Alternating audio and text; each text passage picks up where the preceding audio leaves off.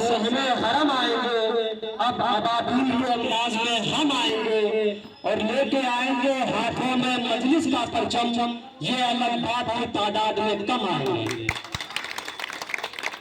मंच पर आलिया मजलिस इत्तेहादुल मुस्लिमीन के जिला अध्यक्ष भाई नियाज हुसैन साहब, यूथ के अध्यक्ष मौलाना साद अंसारी साहब, तौकीर अंसारी साहब, जमीर खान साहब, पार्टी के दीगर जिम्मेदार साथी और सामने बैठे हुए हमारे निर्किल्लीपुर के तमाम गरीब नौजवान साथियों, बुजुर्गों, उलमाए दीन और पसे पर्दा घरों से बैठकर हमारे गुफ्तगू को सुन रही हमारी पर्दा नशीन माँ और बहनों, अस्सलाम वालेकुम रहमतुल्लाहि व बरकातहू। वालेकुम अस्सलाम। साथियों, आज आपके गांव में मजलिस इत्तेहादुल मुस्लिमीन की मीटिंग रखी गई है।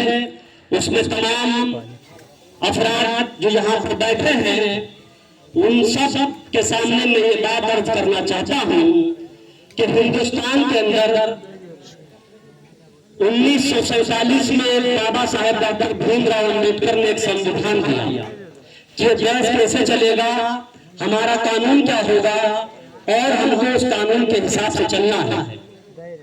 इस हिंदुस्तान के अंदर तमाम जातियां, तमाम धर्म के लोग रहते हैं, लेकिन 1947 से आज तक अगर आप ये देखें और खास तौर से मुसलमान भाई हमारा ये देखें, क्या संविधान के हिसाब से जो सबको बराबरी का हक दिया गया है, क्या वैसा ही सुलूक, बराबरी का सुलूक हमारे साथ हो रहा है? बिल्कुल नहीं हो रहा है।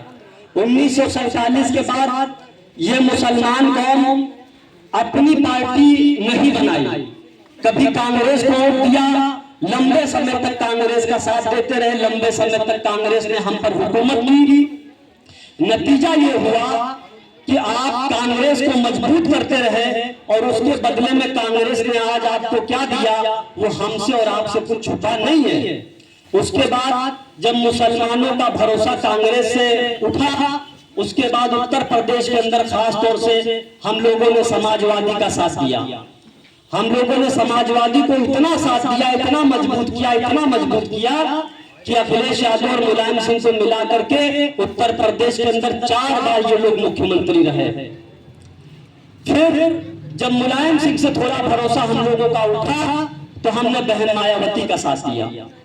बहन मायावती के कारनामे सबके सामने जब जाहिर है उन्होंने क्या किया और क्या नहीं किया, लेकिन हमें अपने अंदर झांकने की जरूरत है। आखिर क्या वजह है कि कभी कांग्रेस हमको ठगती है, कभी समाजवादी हमको ठगती है, कभी बहुजन समाज पार्टी हमको ठगती है और भी दूसरे प्रदेशों में जो पार्टियां अपने आप को सेकुलर कहती हैं वहां पर भी इसी तरीके का मुसलमानों का हाल है।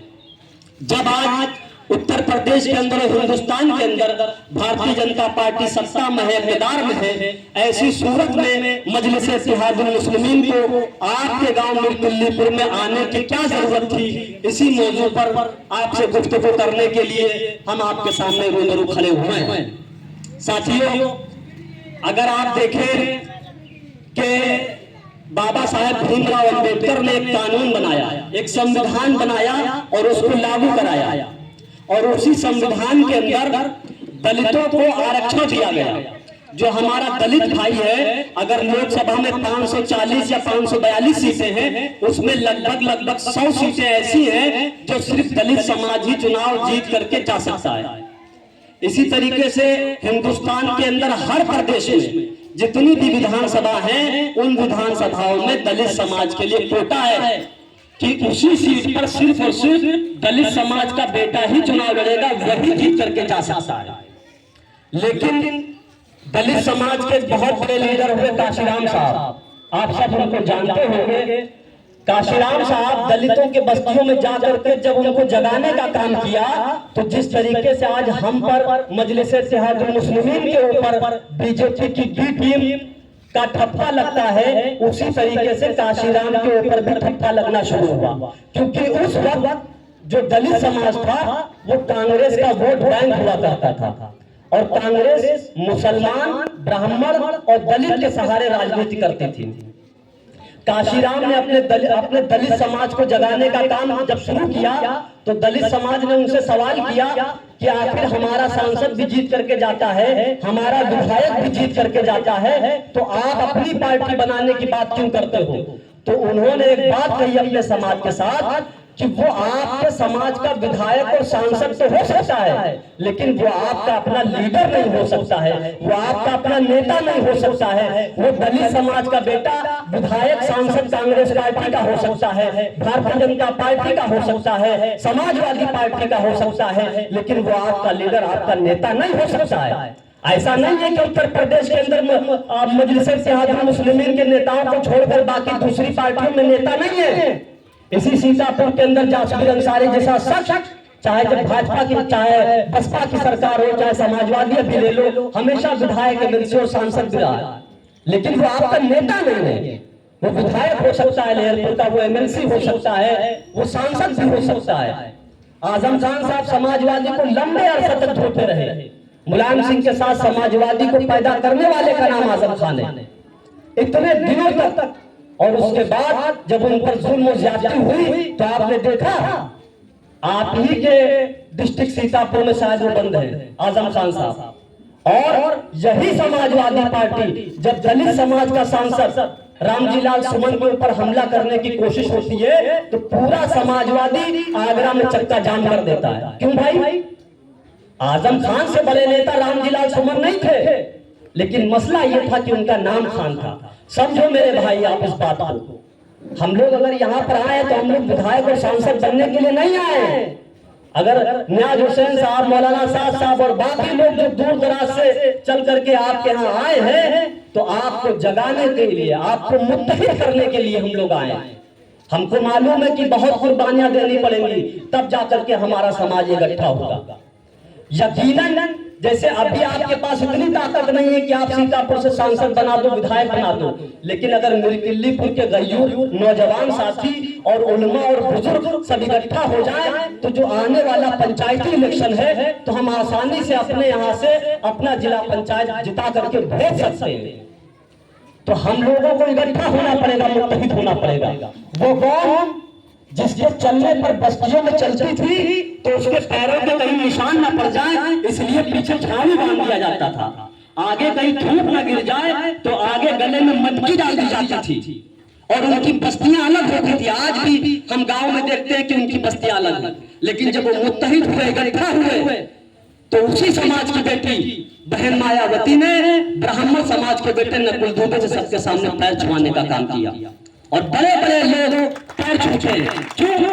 क्योंकि जो हिंदुस्तान है ये एक लोकतांत्रिक देश है, यहाँ राजशाही नहीं है, यहाँ सरों की गिनती होती है। अगर एक गांव का प्रधान है, अरबपति है, और उसी गांव में एक मजदूर है जो मनरेगा की मजदूरी करता है, लेकिन जब वोट देने जाता है तो वोट का बराबर वैल्यू है, एक वोट उसके पास भी, एक वोट उसके पास भी। तो ये हमारे यहाँ वोटों की गिनती होती है। आप लोग एहसास कमतरी का शिकार है। नहीं भाई हम लोग तो कम है। क्यों भाई कम हो?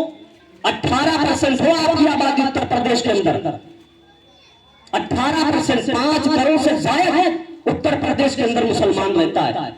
यादव समाज 11% है, और वो भी आज की तारीख में यादव भाई पूरा समाजवादी को वोट नहीं देता है, आधा दे रहा है, आधा बीजेपी को वोट दे रहा है। और हम लोग जब चुनाव करीब आएगा तो सिर्फ हम लोगों के पास एक फार्मूला है, बीजेपी हराना। बीजेपी हराया अभियान चालू हो जाता है, रोजा रख करके सुबह लाइन लगा दोगे, कुत्ता आपका फाड़ा जाएगा, मारे पीटे जाओगे आप, और वोट आप देने जाओगे राठौर को, यादव को, फलाने को, धमाके को। बदले में क्या मिलता है आपको? जब से योगी आदित्यनाथ उत्तर प्रदेश के मुख्यमंत्री बने, खास तौर से मस्जिद और मदरसों को टारगेट किया जा रहा है। शायद ही कोई गांव ऐसा हो जहां पर लाउडस्पीकर लगा हो, तेज आवाज में अजान हो रही, वरना लगभग सारे गांव में लाउडस्पीकरों को उतार दिया गया है। क्यों? क्योंकि आपके पास कोई लीडर नहीं है, कोई नेता नहीं है। आपने जो भी समाजवादी साइकिल का झंडा लेकर के आया, आपने उसको वोट दे दिया। और हम लोग जो जितनी थोड़ी ताकत हम लोगों ने इकट्ठा कर पाई है, हम लोग आपकी इस बात ये कहना चाहते हैं कि हम लोग इसकी लड़ाई लड़ रहे हैं सीतापुर के अंदर, मस्जिदों के अंदर जो लाउडस्पीकर और जो हार्न उतारे जा रहे हैं। तो आप लोग सब लोग बेलौस हम लोगों का साथ दो, मुत्तहिद हो जाओ। देखिए, अगर आप मुत्तहिद हो गए, अभी तो आप जानते हो, समाजवादी के लोग जानते हैं कहां जाएंगे, ये बीजेपी को हराने के लिए सीधे हमारे पास आ जाएंगे, आपकी कोई वैल्यू नहीं है। लेकिन जब आप अपना झंडा पहचान लोगे, अपना निशान पकड़ लोगे, तो वही लोग गाली सो करके आपके दरवाजे पर भीख मांगते हुए नजर आएंगे। इस चीज को आप समझो मेरे भाई। बैरिस्टर ओवैसी साहब हैदराबाद के सांसद हैं, अल्लाह ने उनको बहुत कुछ नवाजा है, उनको दलाली करने की जरूरत नहीं है।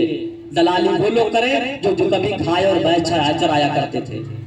और आजम खान के ऊपर मुकदमा होगा, जो समाजवादी की सरकार में मंत्री था, और उसी समाजवादी सरकार का जो मुखिया है अखिलेश यादव, उसके ऊपर कोई मुकदमा नहीं होगा, और इल्जाम बैरिस्टर ओवैसी मजलिस इत्तेहादुल मुस्लिमीन के ऊपर लगेगा।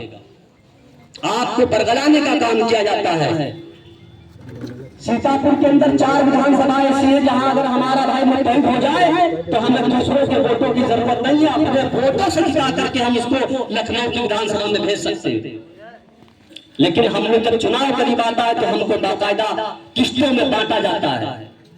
कुछ बहुजन समाज पार्टी की तरफ चल जाएंगे, कुछ समाजवादी पार्टी की तरफ चल जाएंगे। लेकिन जब आप मुत्तहिद हो जाओगे तो देखना इंशाल्लाह यही लोग जो आपके वोटों से मालिक बनते घूमते हैं, आपके दरवाजे पर भीख मांगते हुए नजर आएंगे। समाजवादी का झंडा उठाएगा मुसलमान, रैली में जिंदाबाद मुर्दाबाद के नारे लगाएगा मुसलमान, धरना प्रदर्शन में पुलिस की लाठी खाएगा मुसलमान, और जब सत्ता बनेगी तो एमएलसी बनेंगे फलाने जी, धमाके जी, तब आपकी गिनती नहीं होगी। तो इसलिए हमसे बेहतर आप जानते हो माहौल आज का क्या है। और आखिर बात, आप ये मत सोचो, मत घबराओ कि जब भारतीय जनता पार्टी इक़्तिदार में है, सत्ता में है, तो ऐसे में मजलिस इत्तेहादुल मुस्लिमीन का साथ देने का क्या मतलब है। आप सन 2014 से पूरी ताकत के साथ भाजपा को हरा रहे हो, लेकिन भाजपा हार नहीं रही है। उसका रीजन यही है, उसका कारण यही है कि आपके हराने से ना तो बीजेपी हारती है और आपके जिताने से ना बीजेपी जीतती है। जो दूसरी कौम है वो लोग बीजेपी को भर भर के वोट दे रहे हैं। अगर अखिलेश यादव को मुख्यमंत्री बनना है तो पहले अपने समाज को इकट्ठा करो और हमको हमारे साथ सहयोग करो, हमसे समर्थन लो, लेकिन समर्थन के बदले में कुछ दो। अब ये थोड़ा होगा कि अखिलेश भैया जिंदाबाद, जय जवानी तय कुर्बान, अब ये नहीं होगा।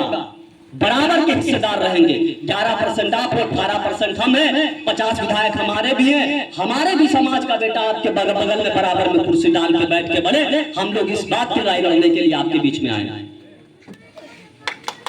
क्योंकि दूसरी बात, आप लोग एहसास कमतरी से बाहर निकलो, अपने आप को पहचानो, मुत्तहिद हो जाओ और इतना अपने आप को ताकतवर कर लो, इतना ताकतवर कर लो कि इसी सन 2027 में जब विधानसभा का इलेक्शन होगा तो कुछ नहीं, कम से कम सीतापुर की एक सीट आपकी अपनी पार्टी को समाजवादी देने पर मजबूर हो जाएगा। तो यही सब साथियों बात करने के लिए हम आपके बीच में आए हैं।